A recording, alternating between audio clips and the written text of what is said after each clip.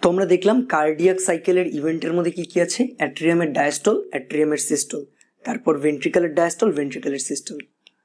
তো এবার যদি আমরা দেখি, প্রথমেই আমরা আসি অ্যাট্রিয়ামের ডায়াস্টলে অ্যাকচুয়ালি কি ঘটনা ঘটে। তো যদি আমাদের হৃৎপিণ্ডের গঠন সম্বন্ধে একটা খুব ভালো পরিষ্কার ধারণা থাকে তাহলে এই জিনিসগুলো আসলে ব্যাখ্যা করা একদম পানিবাদ। তো শুরুতেই যদি দেখি, এই অলিন্দ এবং এখানে একটা অলিন্দ আছে, দুটো অলিন্দ, এই অলিন্দগুলোকে আমরা এখন প্রসারিত করতে চাই। তাহলে এই প্রসারিত করতে হলে অ্যাকচুয়ালি কি কি ঘটনা ঘটা লাগবে। আমি প্রথমটা লিখেছি বাইকাস্পিড এবং ট্রাইকাস্পিড কপাটিকা দুটি বন্ধ থাকবে। তো লক্ষ্য করো, এই অলিন্দগুলোকে এখন প্রসারিত হতে হবে, এটাকেও প্রসারিত হবে। এটাকে যদি প্রসারিত হতে হয় অবশ্যই এখানে যে রাস্তাটা আছে ব্লাড সার্কুলেশনের জন্য, এই জায়গাতে যে রাস্তাটা আছে এই রাস্তাটাকে কি করতে হবে, আমাকে অবশ্যই ব্লক করে দিতে হবে। এবং এই রাস্তাটাকেও আমার কি করতে হবে, ব্লক করে দিতে হবে, যেন ব্লাড কখনোই লেফট অ্যাট্রিয়াম থেকে লেফট ভেন্ট্রিকেলে না যায় এবং রাইট অ্যাট্রিয়াম থেকে রাইট ভেন্ট্রিকেলে না যায়। অর্থাৎ ব্লাড যেন শুধুমাত্র রাইট অ্যাট্রিয়ামে থাকে, এই ব্যবস্থা করতে হবে। সেজন্য কি করব আমরা, বাইকাস্পিড ভালভ এবং ট্রাইকাস্পিড ভালভ এই সময় কি হবে, বন্ধ থাকবে। তারপর আসি, যেহেতু অলিন্দগুলো প্রসারিত হবে, যেহেতু এরা প্রসারিত হবে, সুতরাং এই অলিন্দগুলো কি হবে, এখন শিথিল অবস্থায় থাকবে। এবং একই সাথে কি ঘটবে, superior vena CAVA inferior vena CAVA দিয়ে রাইট অ্যাট্রিয়ামে ব্লাড প্রবেশ করবে। শুধুমাত্র superior vena CAVA inferior vena CAVA না, আমরা মনে রাখবো ঠিক এই সময় আরও একটা ভেসেলস, সেটার নাম হচ্ছে করোনারি সাইনাস। কি এটার নাম, করোনারি সাইনাস, করোনারি সাইনাস।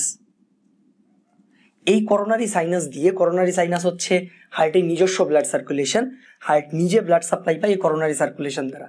তো রাইট অ্যাট্রিয়ামে কি করবে, superior vena CAVA inferior vena CAVA এবং করোনারি সাইনাস দিয়ে মূলত এখানে ব্লাড প্রবেশ করবে। কি ধরনের ব্লাড, কার্বন ডাই অক্সাইড যুক্ত ব্লাড। এই তিনটা জায়গা থেকে ব্লাডটা কই যাবে, রাইট অ্যাট্রিয়ামে। এবং একই সাথে লেফট অ্যাট্রিয়ামকেও আমার ফিল আপ করতে হবে। আমরা জানি এখানে কি ছিল, পালমোনারি ভেইন। এই পালমোনারি ভেইন দিয়ে লেফট অ্যাট্রিয়ামেও কি করবে, আমার ব্লাড আসবে।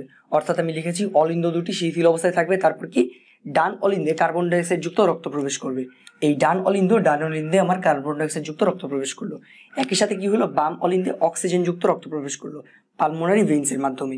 তারপর আমরা মনে রাখবো ফাইনালি এই পুরো ঘটনাটা সময়কাল কত, 0.7 সেকেন্ড। তো এরপর আমরা দেখব অ্যাট্রিয়ামের সিস্টল, অর্থাৎ অ্যাট্রিয়ামগুলো, এই রাইট অ্যাট্রিয়াম এবং লেফট অ্যাট্রিয়াম এরা এখন সংকুচিত হবে।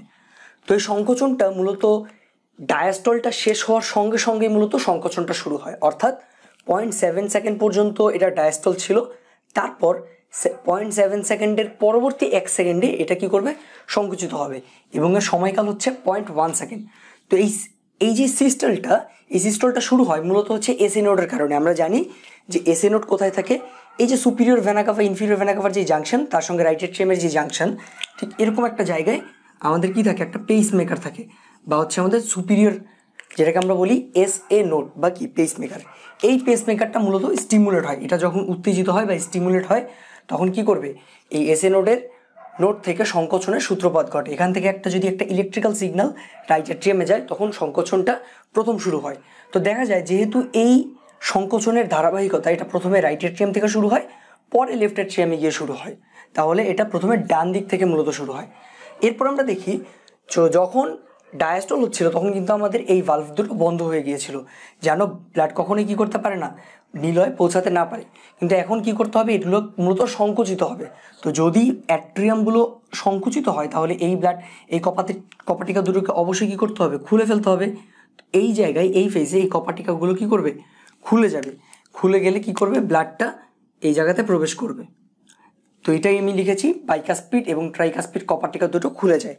তারপর আমরা মনে রাখবো এই যে সংকোচনের সময়কাল কত, 0.1 সেকেন্ড।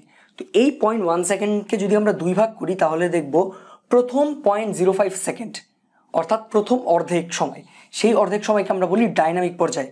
কেন ডাইনামিক পর্যায়ে বলি, কেননা এই সময় সংকোচনের মাত্রাটা অনেক বেশি তীব্র থাকে, অর্থাৎ 0.05 সেকেন্ডে এটা প্রচণ্ড শক্তি নিয়ে কি করবে, সংকুচিত হবে।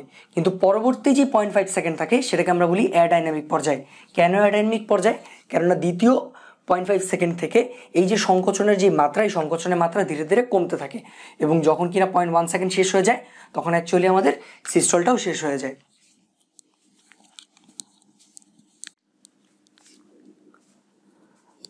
তো এরপর আমরা দেখব ভেন্ট্রিকেলের সিস্টল বা নিলয়ের সংকোচন। তো এই যে ভেন্ট্রিকেলের সিস্টল বা নিলয়ের সংকোচন, এটা মূলত শুরু হয় কখন? অ্যাট্রিয়ামের সিস্টলের পরপরই। তো আমরা যদি একটু অ্যাট্রিয়ামগুলোর দিকে তাকাই, যখন অ্যাট্রিয়াম কিনে সিস্টল হচ্ছিল তখন কিন্তু আমাদের এই যে অ্যাট্রিওভেন্ট্রিকুলার ভালভ অর্থাৎ বাইকাসপিড এবং ট্রাইকাসপিড ভালভ, এই ভালভ দুটো কিন্তু আমাদের খোলা ছিল, এবং খোলা থাকার কারণেই কি হয়েছিল, আমাদের অ্যাট্রিয়াম থেকে ভেন্ট্রিকেলের দিকে আমাদের ব্লাড আসছিল। কিন্তু যখন আমি ভেন্ট্রিকেলের সংকোচনের কথা বলবো তখন কিন্তু আমাদের অ্যাট্রিয়ামের সংকোচনটা শেষ হয়ে গিয়েছে। তো ঠিক এই অবস্থাতে যখন ভেন্ট্রিকেল সংকুচিত করবে তখন প্রথম কাজ হবে এই অ্যাট্রিওভেন্ট্রিকুলার যে ভালভগুলো রয়েছে এই ভালভগুলো আমাদের বন্ধ করে দিতে হবে। অর্থাৎ ডান পাশে আমাদের ট্রাইকাসপিড ভালভ, এই ভালভটাও আমার বন্ধ হয়ে যাবে, এই যে ভালভটা আমার বন্ধ হয়ে গেল। এবং আমাদের বাম পাশে কি ধরনের ভালভ ছিল? বাইকাসপিড ভালভ, সেটাও আমাদের বন্ধ হয়ে যাবে। তো যখন আমাদের বাইকাসপিড এবং ট্রাইকাসপিড ভালভ বন্ধ হয়ে যাবে তখন এক ধরনের শব্দের উৎপন্ন হয়। ব্যাপারটাকে যদি আমরা একটু ফিজিক্যালি বোঝার চেষ্টা করি, তো ট্রাইকাসপিড ভালভের ক্ষেত্রে আমাদের কি ছিল? তিনটা কাজ থাকবে। তো তিনটা কাজ পেয়ে যদি আমি হাত দিয়ে বোঝানোর চেষ্টা করি, এটা একটা কাজ, এটা একটা কাজ, এবং আমাদের সামনের দিকে এখানে আরো একটা কাজ রয়েছে। তো এই তিনটা কাজ যখন বন্ধ হয়ে যাবে তখন এরা কি করবে? একটা সাউন্ড প্রডিউস করবে। ধরো তিনজন যখন একসাথে বন্ধ হবে একটা শব্দ তৈরি করবে। ঠিক একই সাথে বাইকাসপিড ভালভের ক্ষেত্রে দুটো কাজ থাকে, এই দুটা কাজ যখন একত্র হয়ে বন্ধ হয়ে যাবে তখন এক ধরনের শব্দ উৎপন্ন হয়। এই শব্দকে আমরা বলি ফার্স্ট হার্ট সাউন্ড, বা বাংলায় এক ধরনের লাভ শব্দের উৎপন্ন, অর্থাৎ সাউন্ডটা শোনা যায় লাভ এরকম। তো আমি লিখেছি বাইকাসপিড এবং ট্রাইকাসপিড কপাটিকা বন্ধ হয়ে যাবে এবং লাভ শব্দের উৎপন্ন হয়। তো এরপর কি হবে? ভেন্ট্রিকেলের সিস্টল। তো ঠিক এমন অবস্থায় আমাদের ভেন্ট্রিকেল কিন্তু তখনও সংকোচন করছে। তো যখন এটা আরো সংকোচন করবে ঠিক এই অবস্থায় একটা ঊর্ধ্বগামী প্রেসার ক্রিয়েট করবে, কেননা এটা কি করছে? সংকুচিত হচ্ছে। তো এই যে একটা ঊর্ধ্বমুখী প্রেসার, এই ঊর্ধ্বমুখী প্রেসারের কারণে কি করবে? আমাদের এই যে আমাদের দুটো সেমিলুনার কপাটিকা অর্থাৎ পালমোনারি কপাটিকা এবং অ্যাওর্টিক কপাটিকা, এই কপাটিকাগুলো আমাদের কি করবে? খুলে যাবে। এই দুটো কপাটিকা আমাদের খুলে যাবে। খুলে গেলে কি হবে? রাইট ভেন্ট্রিকল থেকে ব্লাডটা কি করবে? পালমোনারি আর্টারির মাধ্যমে লাংসে চলে যাবে। আবার লেফট ভেন্ট্রিকল থেকে কি করবে? অ্যাওর্টার মাধ্যমে ব্লাডটা সারা দেহে চলে যাবে। তো আমরা মনে রাখবো রাইট ভেন্ট্রিকল থেকে কার্বন ডাই অক্সাইড সমৃদ্ধ ব্লাড লাংসে চলে যায়, কিন্তু আমাদের লেফট ভেন্ট্রিকল থেকে অক্সিজেন সমৃদ্ধ ব্লাড আমাদের সারা দেহে অ্যাওর্টার মাধ্যমে চলে যায়। এবং এই পুরো ঘটনাটার আমাদের সময়কাল কত? 0.3 সেকেন্ড।